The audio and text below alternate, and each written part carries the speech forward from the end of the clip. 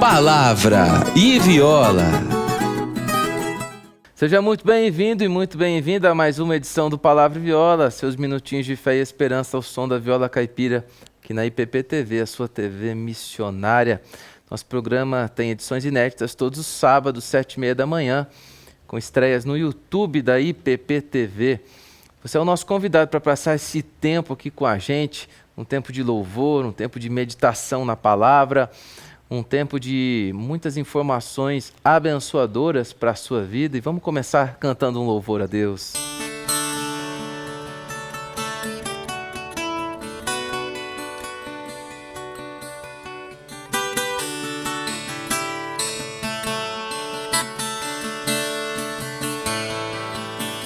Minha alma engrandece ao Senhor,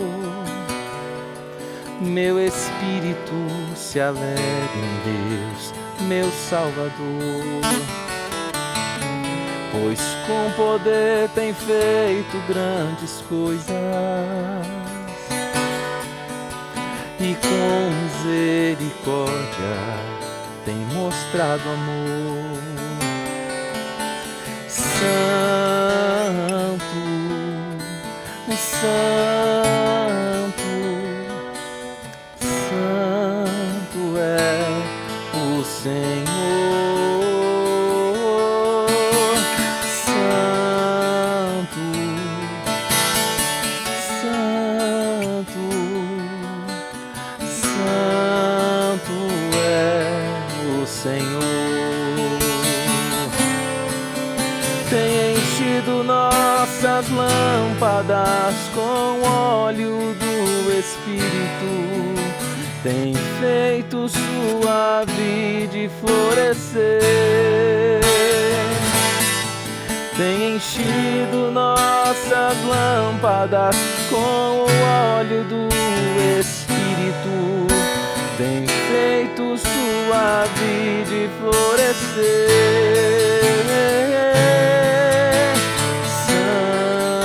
Santo,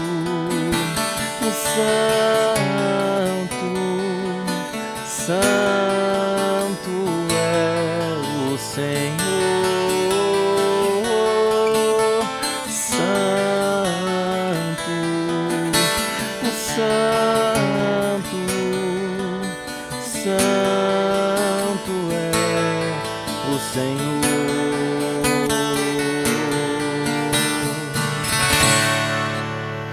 Linda canção. Depois que Maria, então, ouve do anjo que seria, então, alvo da graça de Deus, gerando nela o Filho de Deus, Jesus Cristo. Então ela canta essas palavras que viraram esse belíssimo hino que acabamos de cantar.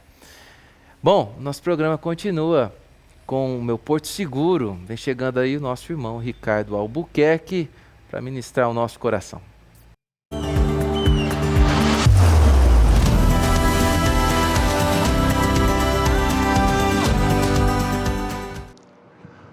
Olá, queridos irmãos, graça e paz da parte de Jesus, nosso Salvador.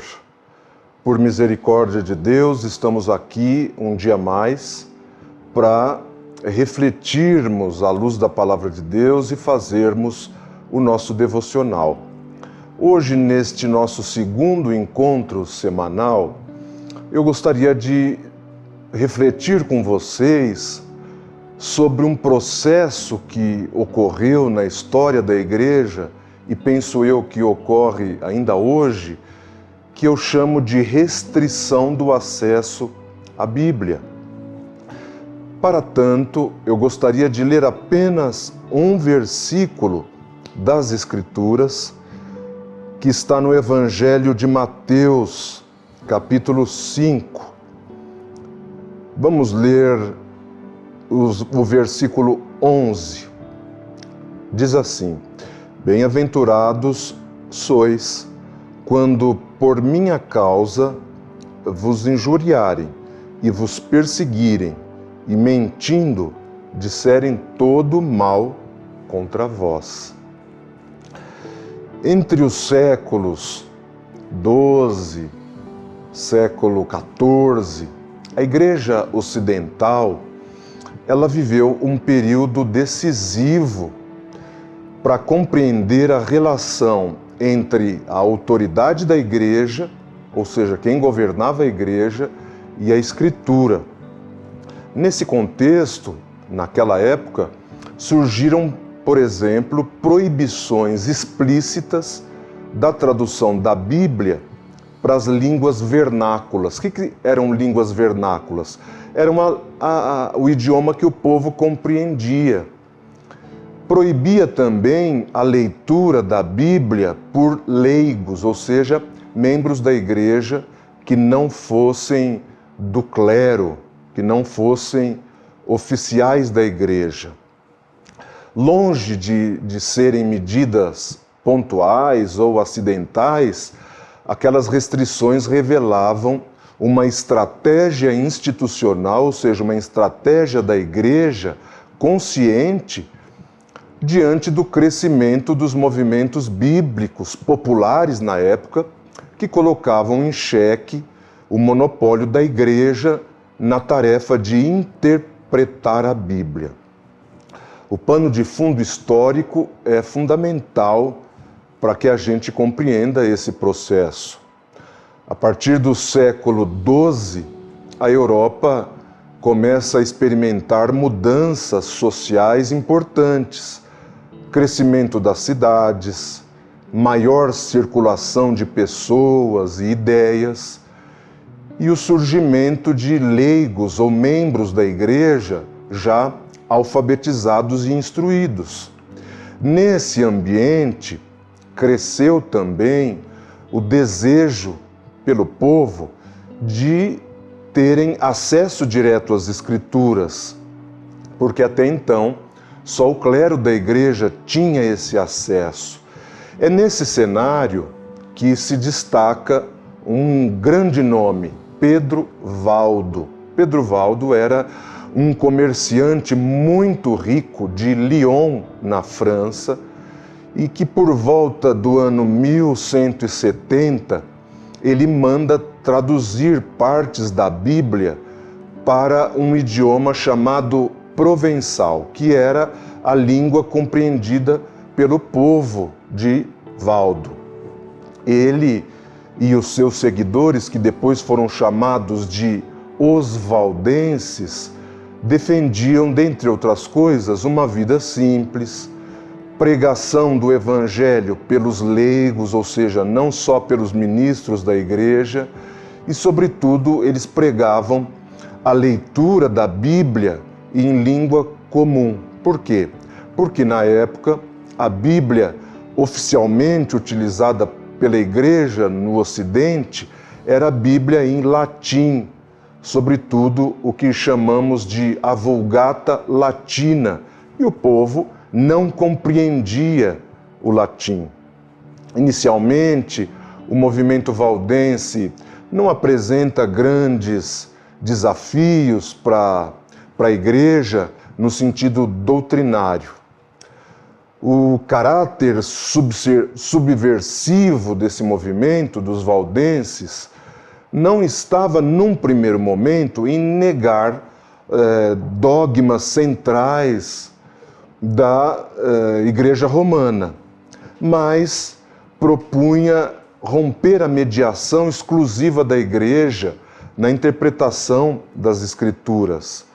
Leigos com acesso às Escrituras, ou os membros, começaram a interpretar o texto bíblico, ensinar, aplicar, isso fora do controle institucional, fora do controle da Igreja. E isso representou, à época, uma ameaça direta à estrutura eclesiástica medieval da Igreja, que havia sido construída sobre a ideia de que a palavra, a Bíblia, deveria ser administrada quase exclusivamente pelo clero. Ninguém era autorizado, por exemplo, a aplicar o texto ou a interpretar a Bíblia.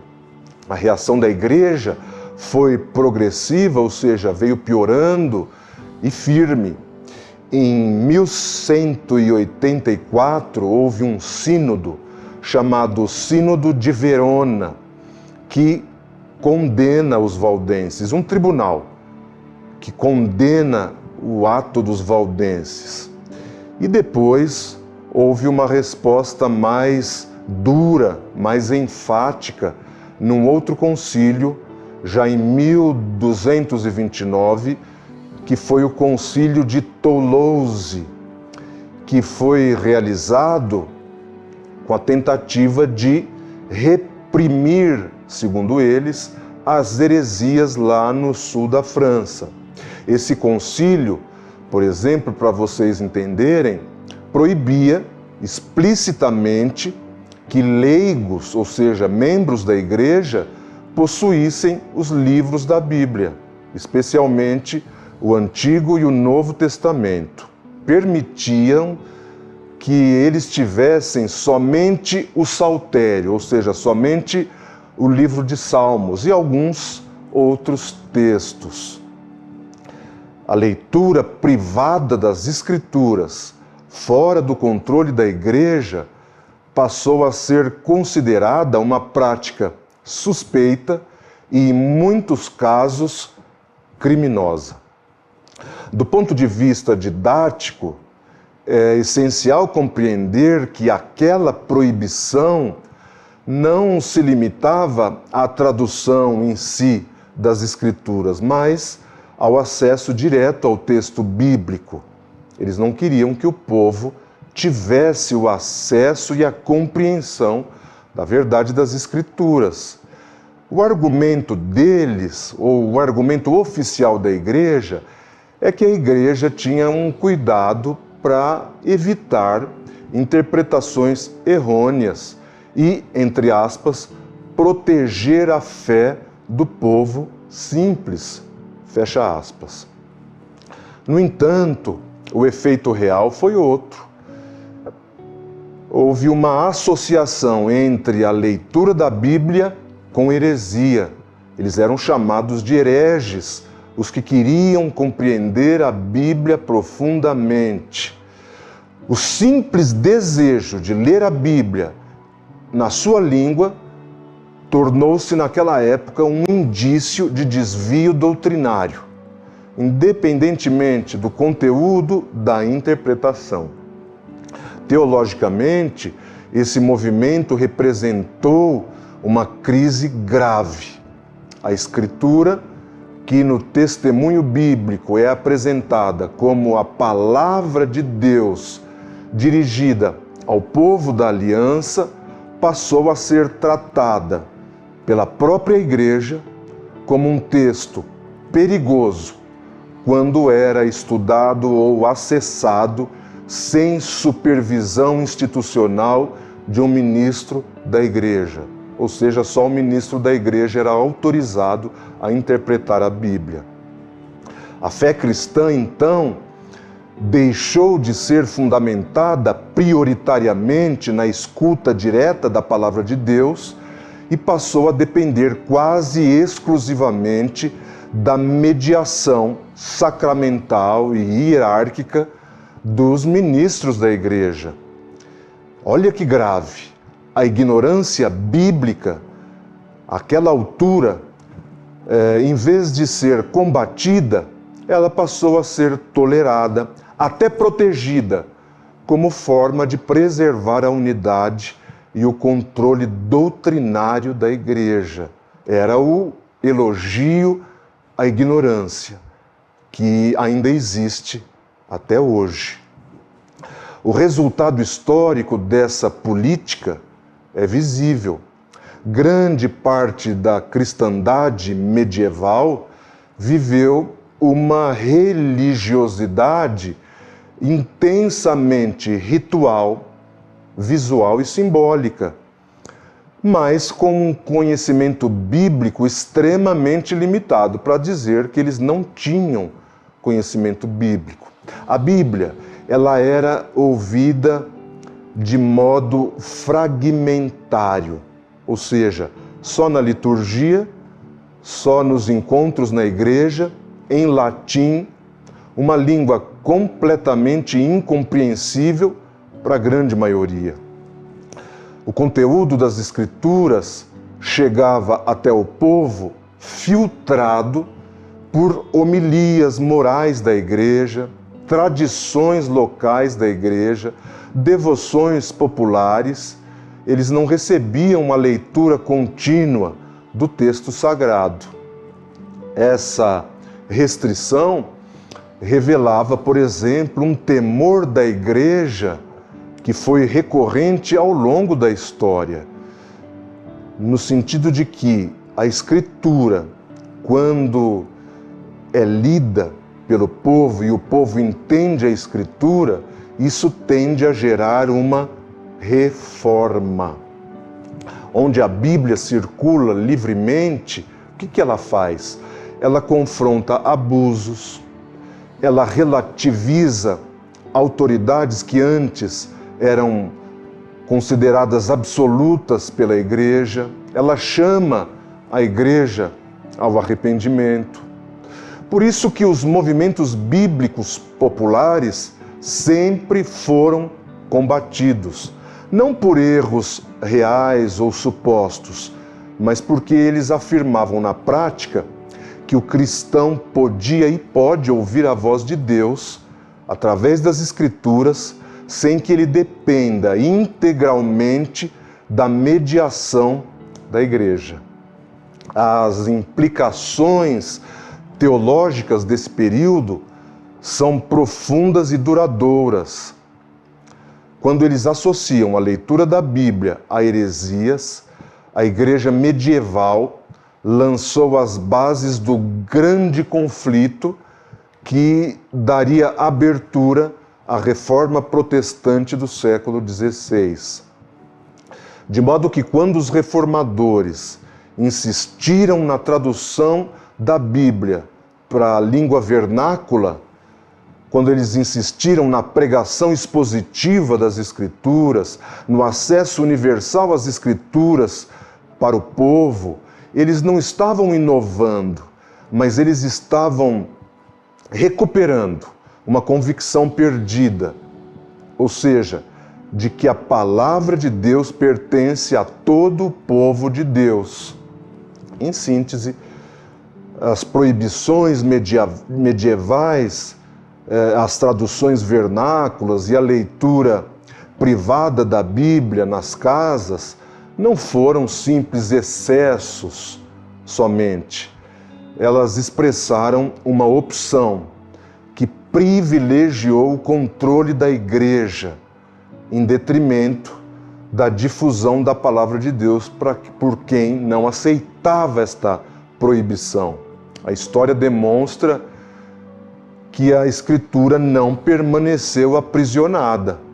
Quanto mais ela era restringida, mais o terreno era preparado para um movimento que é chamado de reforma e que foi um avivamento justamente de retorno à centralidade das Escrituras, retorno à centralidade da palavra, que culmina então na reforma protestante.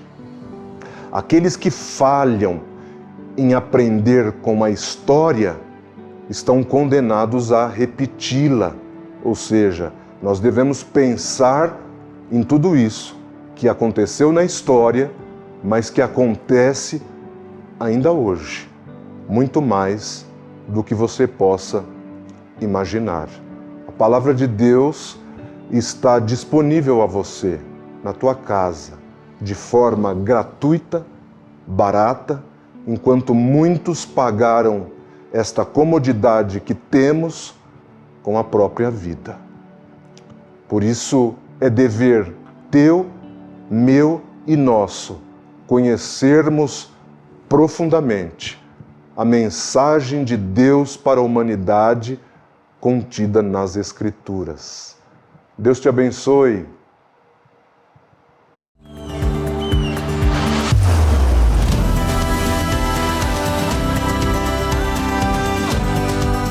No Palavra Viola, eco musical, curiosidades sobre o mundo da música e dos instrumentos musicais.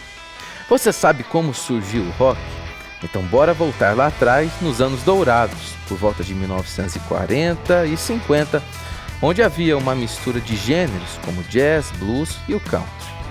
A presença da guitarra era notória e um dos pioneiros para representar esse ritmo vibrante foi Elvis Presley. Ao longo do tempo foram criados subgêneros dentro do rock, que evoluíram para diversas bandas que conhecemos hoje. No entanto, vale ressaltar que, assim como tudo, também devemos usufruir desse gênero musical para a glória de Deus e para levar as boas novas. O pecado, infelizmente, perverteu toda a criação de Deus, inclusive a música. Então, não podemos esquecer que nós também somos instrumentos dele. E agora você fica por dentro das novidades e os lançamentos da editora Ezion. Indicação de livro novo para você.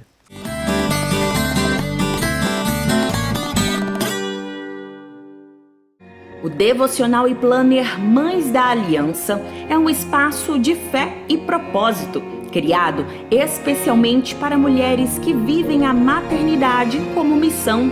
Cada página é um convite à pausa, à oração e à escuta sensível da voz de Deus. Mais do que organizar o dia, ele fortalece o coração com reflexões devocionais, metas de vida, orações e registros que se tornam testemunhos de fé. Um instrumento para alinhar o coração de mãe ao coração de Deus. Adquira o seu na Livraria Ezion, na Igreja Presbiteriana de Pinheiros, ou pelo site www.editorezion.com.br. Mães da Aliança, por Arival Dias Casimiro. Inspire-se, ore e viva sua maternidade com propósito.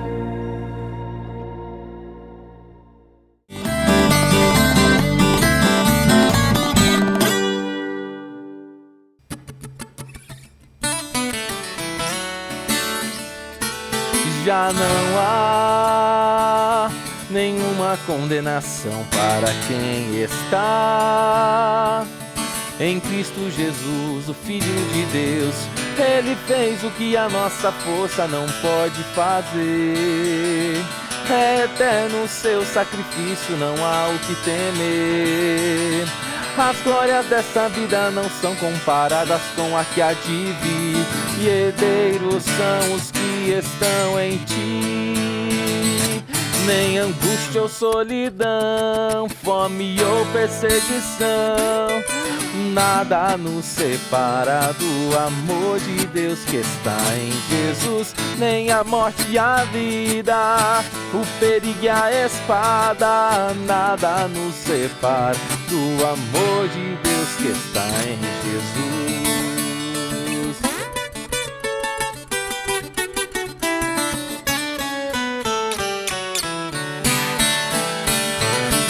Já não há nenhuma condenação para quem está em Cristo Jesus, o Filho de Deus. Ele fez o que a nossa força não pode fazer. É eterno o seu sacrifício, não há o que temer. As glórias dessa vida não são comparadas com a que há de vir. E herdeiros são os que estão em ti.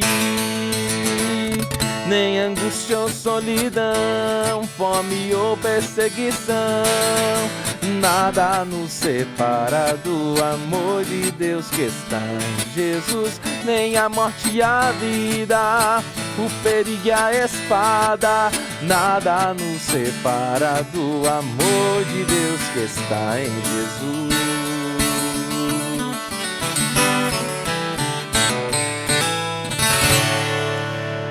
Palavra de Deus cantada, Romanos capítulo 8, nessa canção Nada Nos Separa, de minha autoria, que está disponível em todas as plataformas digitais, tá bom? Então, acesse lá, coloca Vitor Quevedo, no YouTube também o nosso canal, tá bom?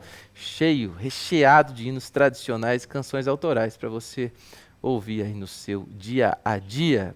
O Palavra Viola continua com uma prosa com Deus.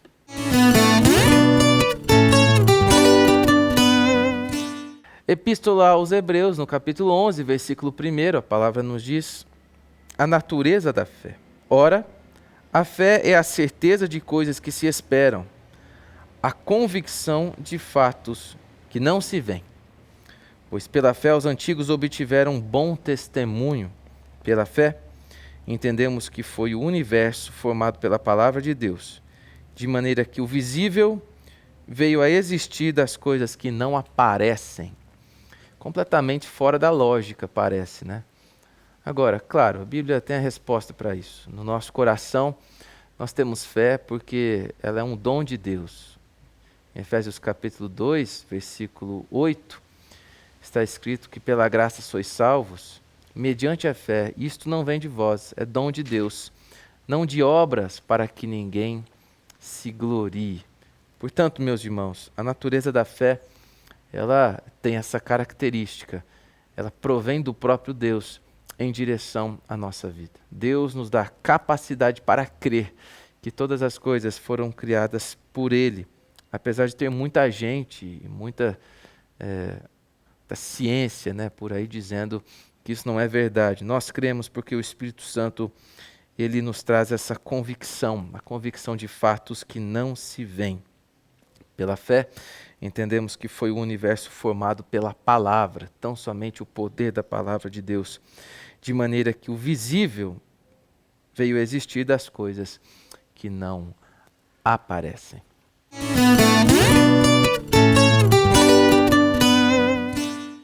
E chegando notícias diretamente do campo missionário, notícias da Junta Missionária de Pinheiros.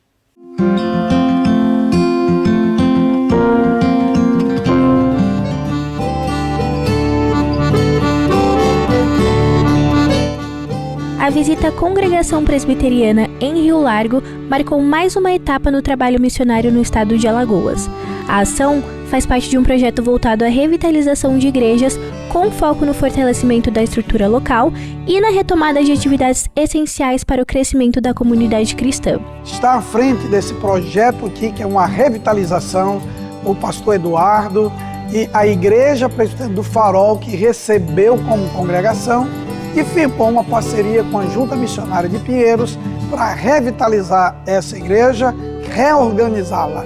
Então, ore por Rio Largo, ore por essa grande cidade, o trabalho está florescendo, o prédio está sendo revitalizado, muitas coisas já foram feitas, outras já estão em planejamento para serem executadas. Durante a passagem pela cidade, a equipe missionária acompanhou de perto o andamento do processo de reorganização da congregação, avaliando demandas, alinhando estratégias e reforçando o compromisso com a atuação planejada e contínua. A iniciativa busca oferecer bases sólidas para o desenvolvimento espiritual e administrativo da igreja. Estamos aqui, irmãos, com o intuito de fazer com que esse trabalho seja organizado, se Deus assim permitir. Também agradecemos primeiramente à Junta Missionária de Pinheiros, que fez a parceria conosco, e hoje nós temos a convicção que, junto com essa parceria, nós conquistaremos o objetivo que está sendo alçado sobre nós. E se Deus assim permitir, como até inclusive o pastor Mariano pregou hoje à noite, o Senhor tem acrescentado trabalhadores à sua seara e nós louvamos o Senhor por isso. Temos recebido pessoas novas quase todos os domingos, já temos turma de novos membros para começar com 7 novos membros, se assim Deus quiser. Estamos estruturando o grupo de louvor, que já temos banda quando chegamos. Era playback, estamos estruturando também o departamento infantil. Se Deus quiser, também estaremos trabalhando também na noite com a palavra apropriada para as crianças no momento do sermão. E aqui, irmãos, estamos só com coisa boa da parte do Senhor. Além das questões institucionais, a visita também contemplou ações voltadas à formação bíblica e ao cuidado com as diferentes frentes ministeriais. O trabalho reforça a importância de investir na educação cristã e na preparação da igreja para cumprir sua missão de forma renovada e relevante na região.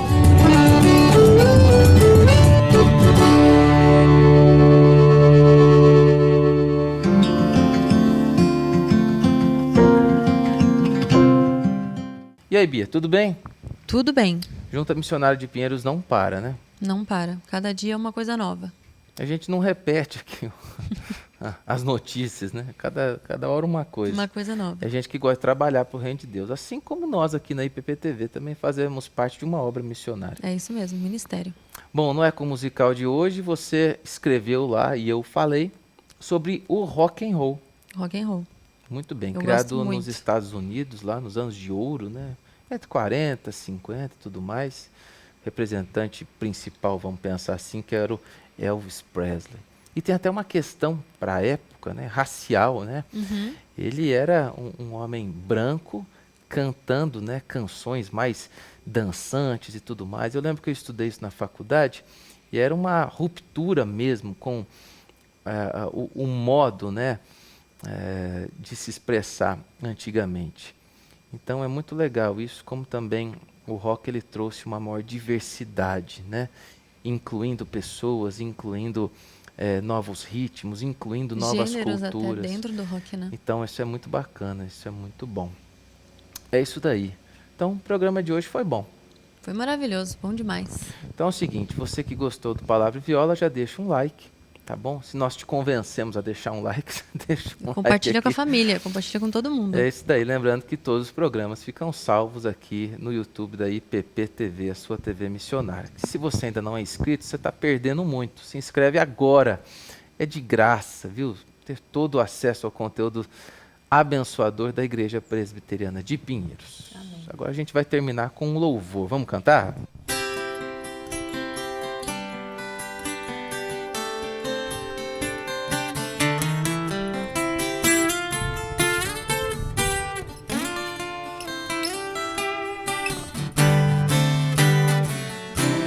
Deus está aqui, aleluia, tão certo como o ar que eu respiro, tão certo como a manhã que se levanta, tão certo como eu te falo e podes me ouvir. Deus está aqui, aleluia, tão certo como o ar que eu respiro, tão certo como a manhã que se levanta, tão certo como eu te falo e podes me ouvir.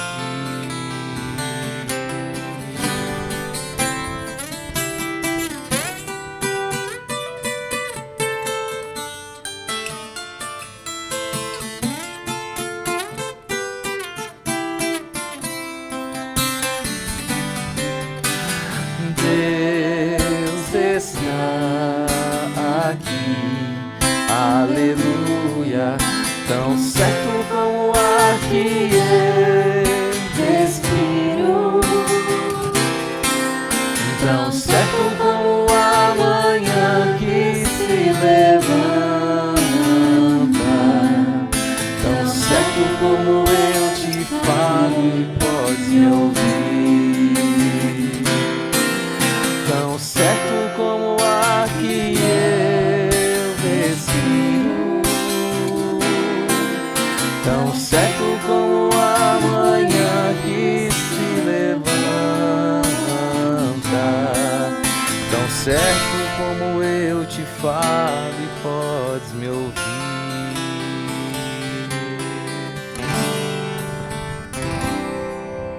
Ô, louvor bonito, fez até um duetinho, Bia. Você viu? Coisa A segunda boa. voz ali no negócio. Ficou bom demais. Deus te abençoe, viu? Alegria contar com a sua participação aqui no Palavra e Viola. Deixa o seu comentário aqui no nosso vídeo, que a gente vê todos eles e responde, né, Bia? É isso aí, até o próximo programa. A gente volta logo, logo aqui na IPP-TV. Tchau, tchau. Fique com a programação da sua TV missionária.